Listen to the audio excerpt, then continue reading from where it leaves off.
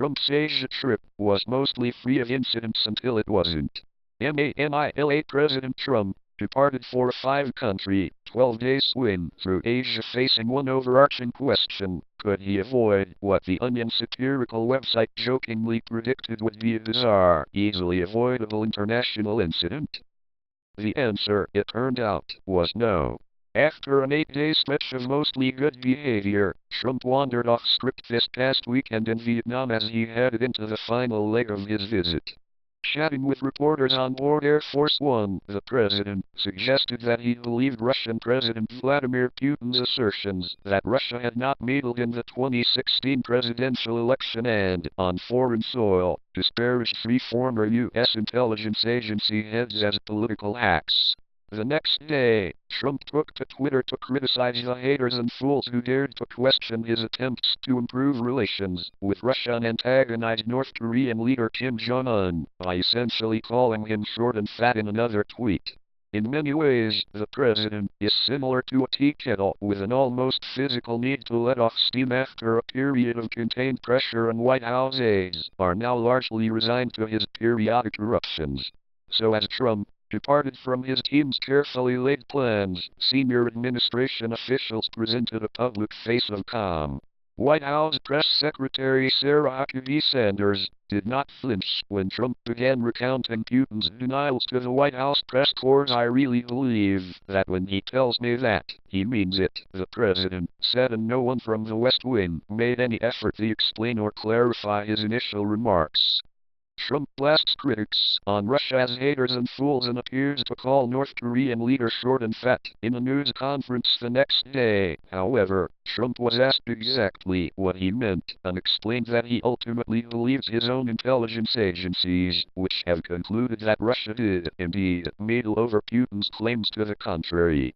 White House Chief of Staff John F. Kelly, meanwhile, all but shrugged when asked about Trump's tweet insulting Kim with schoolyard taunts, saying that Trump alone put it out. "They are what they are," Kelly said of the tweets.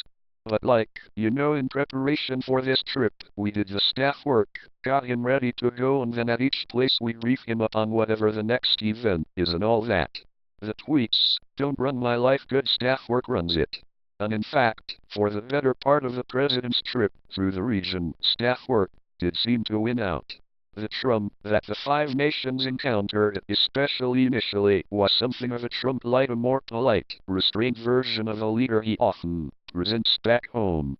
It was the result, perhaps, of some combination of travel-induced exhaustion, savvy flattery on the part of the Asian leaders, and a visit carefully choreographed by White House aides to leave little downtime for mischief-making. With National Security Advisor H.R. McMaster taking the lead, Trump's staff briefed him in the run-up to the trip, and then used the flights between countries to focus him again on his upcoming meetings and objectives, walking him through everything from whom he'd be meeting with to what his goals were, White House officials said. Trump himself largely played the role of honored and delighted tourist. He autographed White and Gold Make Alliance, even greater hats in Japan, shook hands with Putin while gamely donning a midnight blue silk shirt in Vietnam, in keeping with the Asia-Pacific Economic Cooperation Summit tradition, and engaged in an even more elaborate group handshake at Association of Southeast Asian Nations Summit in the Philippines, with unintentionally comedic results. Here in Manila, Trump seemed briefly befuddled by the traditional group handshake, which required the leaders to cross their right arm over their left and grip the hands of their fellow participants on both sides. Photos from the moment depict the president struggling to perform the ritual, before finally straining to reach the hand of the far shorter Philippine President Rodrigo Duterte on his left and completing the greeting with a wincing grimace. But Trump mostly acted the good sport, in part because his trip was graced by Asian leaders all playing to his ego and his fondness for grand gestures. Japanese Prime Minister Shinzo Abe organized a day of golf for Trump, serving him an American burger in the Kazumigazaki clubhouse before 9 holes. The 2 men then hit the greens, with Hideki Matsuyama, a world-ranked Japanese golfer, and photographers captured a relaxed Trump waving from his golf cart and bestowing Abe with a fist bump.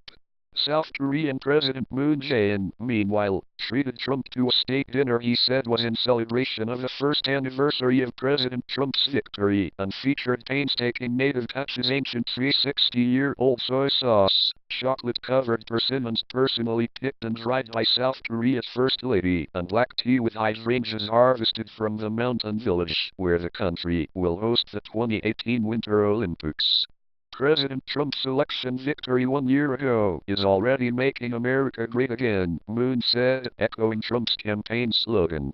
And Chinese President Xi Jinping similarly dazzled Trump with what he dubbed the State Visit Plus. He actually said State Plus Plus, which is very interesting. Trump gushed later that included a Peking opera performance, scenes from The Monkey King and a Tipsy Beauty, a military honor guard welcome ceremony, and cannon fire. Trump then responded in kind, heaping praise back on his host nations. When asked by reporters about an embarrassing tumble they took into a sand trap during their afternoon of golf, Trump said he had not witnessed the fall in real time. And though he did watch the aerial footage later, he said he told the Japanese Prime Minister he couldn't be sure it was him, though if it was, he was simply impressed with Abe's acrobatics. I said, I will not ask if that's you, but if it was, I'm very impressed because you're better than any gymnast I've ever seen. Trump recounted. Befuddled by group handshake, Trump strains, grimaces and finally succeeds. In China, Trump was similarly effusive, touting his incredibly warm feelings towards Xi and the great chemistry between the two men. He also marveled over his enthusiastic reception. They say in the history of people coming to China, there's been nothing like that, Trump said.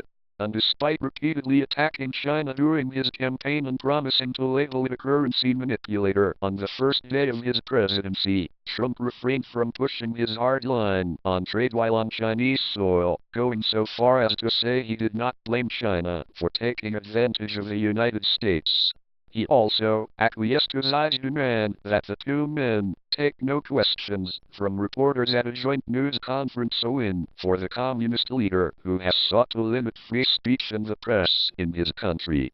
In Manila, on his penultimate day of the marathon swing, Trump declared it a very fruitful trip, saying the countries he'd visited had rolled out the red carpet like, I think, probably nobody has ever received. That really is a sense of respect. Perhaps for me a little bit, but really for our country, and I'm very proud of that, he said. Trump still displayed trademark flourishes but at times seemed to offer a more muted version of himself. He took evident relish in dumping a wooden box full of fish food into a koi pond at a Japanese palace, even if he was following Abe's lead, if less gracefully.